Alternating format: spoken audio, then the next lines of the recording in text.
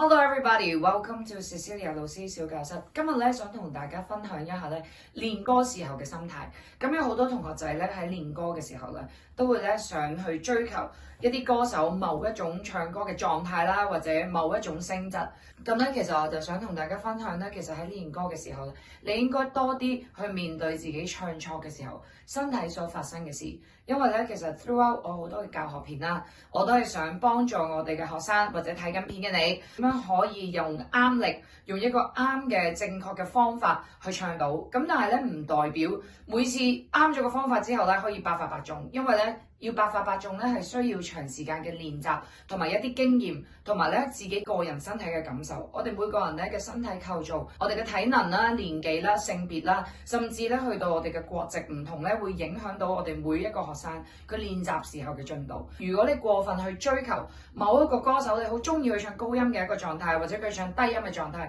或者你聽咗翻嚟有啲方法，哇，好似好犀利喎，然後盲目去模仿咧，最後咧有機會咧會損害到自己嘅聲音，或者 develop 咗一啲唔好嘅習慣。咁咧，所以我鼓勵大家咧去聽下，就算我唱錯咗嘅時候，你可以 explore 一下，究竟你嘅身體發出呢啲聲音嘅原因係乜嘢。